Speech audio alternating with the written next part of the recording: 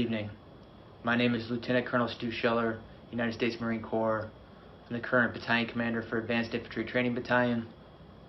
I've been in the Marine Infantry for 17 years. Started my tour with Victor 1-8. It's the current unit that's doing perimeter security, dealing with the mess that's going on there.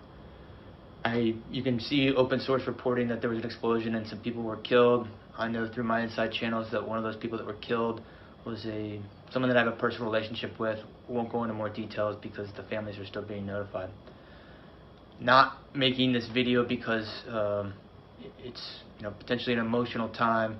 Making it because I have a growing discontent and contempt for my perceived ineptitude at the foreign policy level, and I want to specifically ask some questions to some of my senior leaders. And I'll say, as a person that's not at 20 years, I feel like I have a lot to lose. If you play chess, you can only see 2 to 3 moves out because there's too many variables. I thought through if I post this video, what might happen to me, especially if the video picks up traction, if I have the courage to post it. But I think what you believe in can only be defined by what you're willing to risk. So if I'm willing to risk my current battalion commander seat, my retirement, my family's stability, to say some of the things that I want to say, I think it gives me some moral high ground to demand the same honesty, integrity, accountability from my senior leaders. And so I want to start with, we'll just use the Marine Corps. We'll just stick with the Marine Corps. So in the current fallout of Afghanistan, a lot of Marines were posting on social media, and in response to that, the Commandant published a letter, which is the service chief of the Marine Corps. And I want to read from it. It was dated 18 August, so only a week ago. The Commandant, sir, you wrote, "Some of you may be struggling with a simple question. Was it all worth it? We want you to know that your service is meaningful, powerful, and important. You fought for the Marine to your left and the Marine to your right. You never let them down."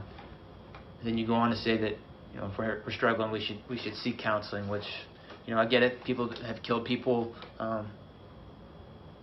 I've killed people, and I seek counseling, and that's fine. There's a time and place for that. But the reason people are so upset on social media right now is not because the Marine on the battlefield let someone down. That service member has always rose to the occasion and done extraordinary things. People are upset because their senior leaders let them down, and none of them are raising their hands and accepting accountability or saying, we messed this up. If an 05 battalion commander has the simplest live fire incident EO complaint, boom, fired.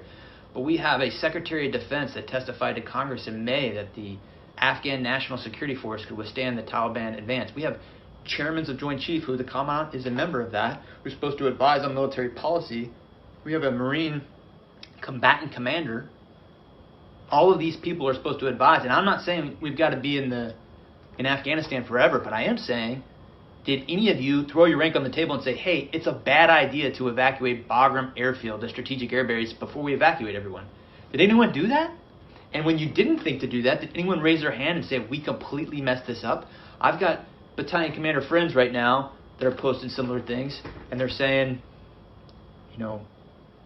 wondering if all the lives were lost and if it was in vain, all those people that we've lost over the last 20 years. And he goes on to say that we're all part of a chain. While every link may not be tested, the strength of the chain is only as strong as each link, and you got to be, good link, something like that. And what I'll say is, from my position, potentially all those people did die in vain if we don't have senior leaders that own up and raise their hand and say, we did not do this well in the end. Without that, we just keep repeating the same mistakes. This amalgamation of the economic / corporate / political / higher military ranks are not holding up their end of the bargain. I want to say this very strongly. I have been fighting for 17 years. I am willing to throw it all away to say to my senior leaders, I demand accountability.